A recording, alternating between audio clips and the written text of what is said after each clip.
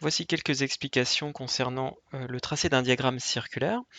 Donc on voit dans cet exercice que on souhaiterait représenter les données qui sont présentes ici sous forme d'un diagramme circulaire.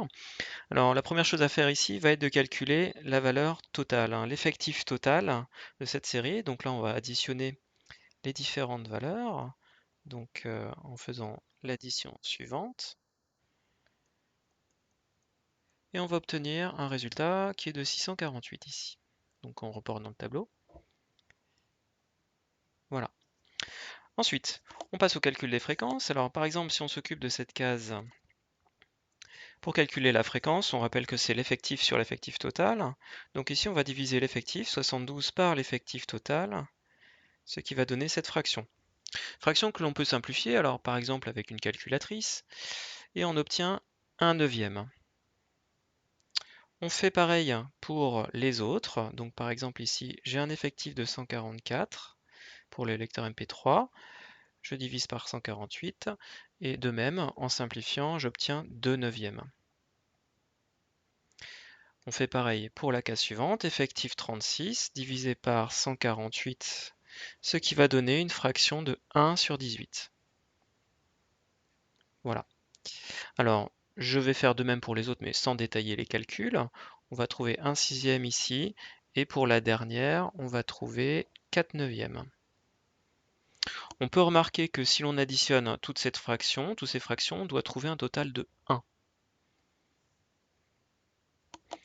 Ensuite, passons à la fréquence en pourcentage. Alors, on va arrondir à l'unité, parce qu'on va voir ici que ça ne tombe pas juste.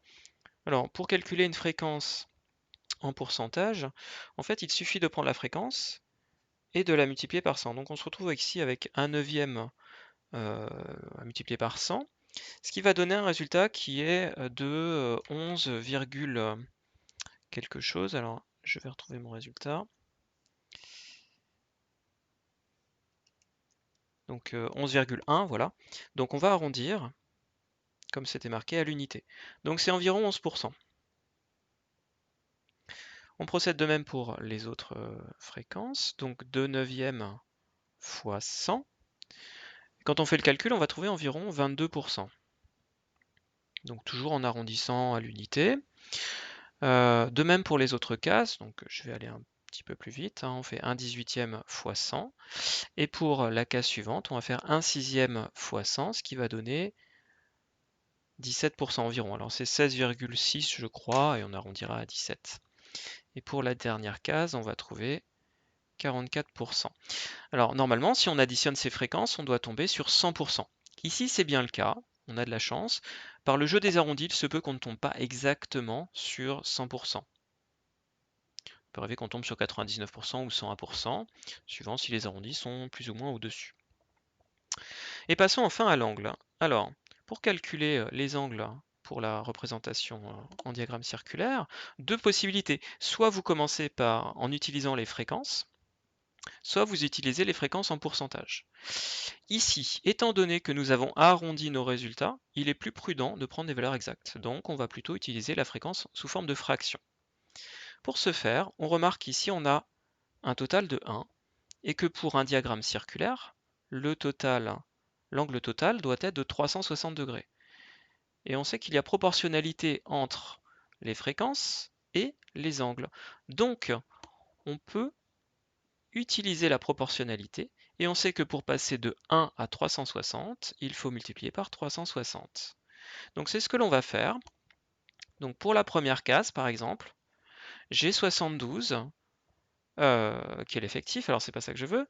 Je prends la fréquence, donc qui est 1/9, et je la multiplie par 360.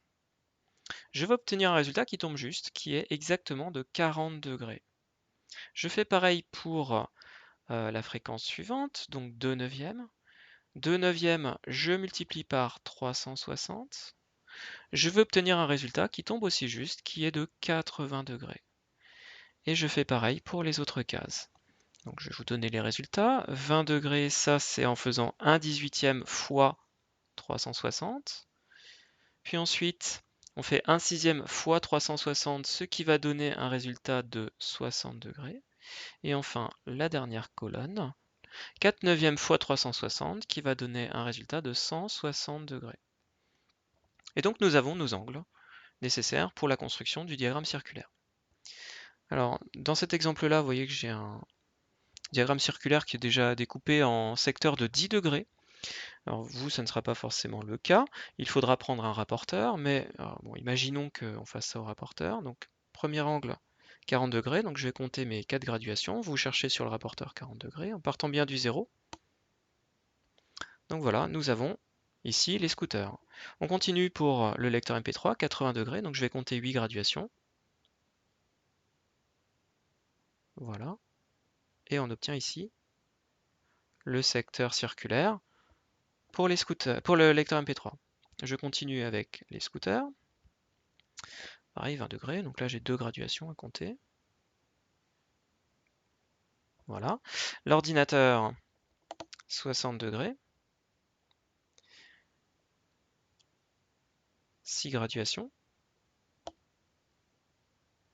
Et si tout va bien, je dois avoir 160 degrés pour le téléphone portable, ce que je vais vérifier tout de suite. Donc là, déjà, vous voyez, en partant de ce côté-là jusqu'à ici, on a 90 graduations, 9 graduations, donc 90 degrés. Et ici, on en a 9 moins 2, 7. Donc 9 et 7, ça fait 16 graduations, donc on a bien 160 degrés ici. Et on obtient bien ce qui était attendu. Voilà. Donc, dernière remarque, on aurait pu utiliser la fréquence en pourcentage. Si on regarde ici, on a 100%. Pour passer sur 360 degrés, il faudrait multiplier par 3,6. Et on peut le faire, mais le problème c'est que si on fait 11 fois 3,6, on va trouver 39,6, donc pas exactement 40 degrés.